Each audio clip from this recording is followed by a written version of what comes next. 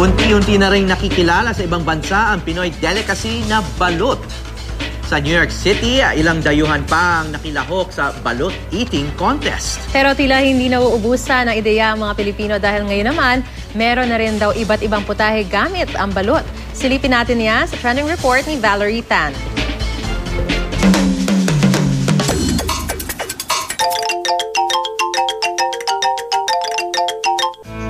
Kakaiba man ang itsura, swak sa panlasa ng maraming Pinoy ang balot.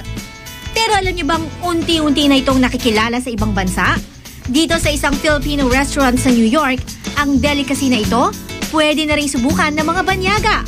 2 years na rin silang nagsasagawa ng balut eating contest. At pati non-Pinoys, sumali.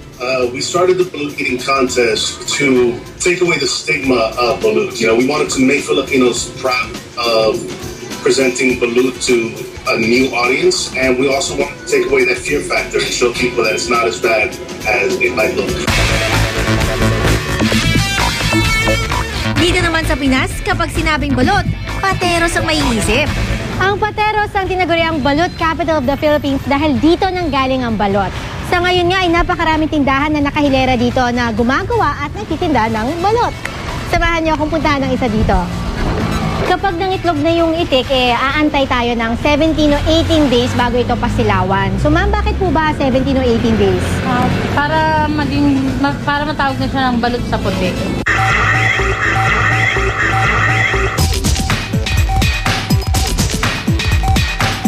Kapag na-approve na yung itlog sa silawan, huhugasan muna ito. Pagkatapos, ilalagay siya dito at ilalaga ng aabot sa 1 oras kapag maraming itlog. After nyan, ready na ang inyong perfect balot.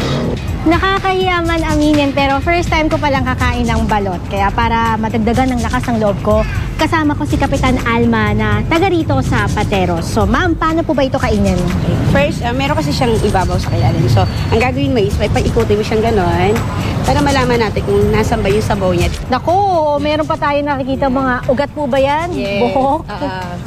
Okay. So, nakita mo may sabaw siya. So, higupin mo yung sabaw na yan. Yung higop, mabilis lang yun, syempre. Oo, syempre. Depende sa'yo kung gusto mo namnamin or... Sige. So, itong asin. Yung amoy niya, parang amoy itlog din naman. Itlog lang naman. Regular na ano, itlog. Oo. So, lagyan mo siya ng asin para medyo masarap. Dito po. Yes. Okay. Then, higupin mo siya. Ayan na. Masarap pa? O, diba? Masarap yung sabaw niya. Malamis lang yun, diba? Masarap. Malasa. Malasa talaga siya. Masarap. Masarap pala. Masarap pala ang sabaw. Ang challenging part, ang pagkain ng sisiu.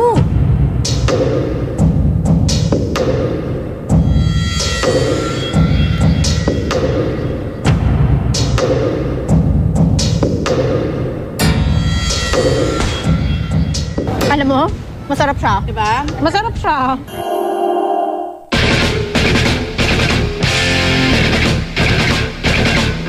Habang dumadaan ang panahon ay nag-evolve na din ang balot. Sa ngayon, pwede ka rin gumawa ng iba't ibang putahe gamit ito. Ma'am, ano po bang iluluto natin ngayon?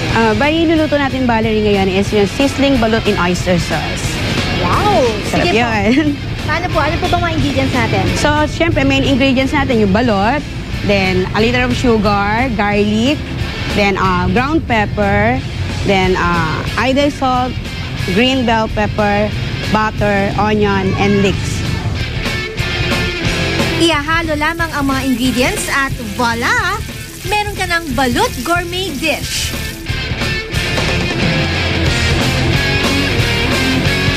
Bukod dyan, pwede ka ring maghanda ng spicy balut laing at pasta balut in creamy sauce. Subukan naman natin itong pasta balut in cream sauce.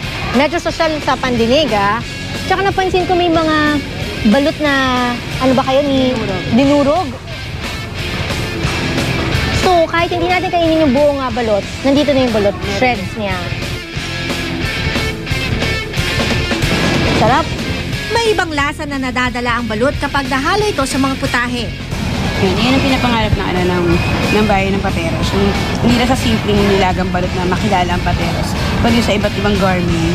I think that people will continue to experiment and try and go out and see balut. And hopefully you'll see it more widespread across the United States. Ito po si Valerie Tan para sa Trending ng News to Go.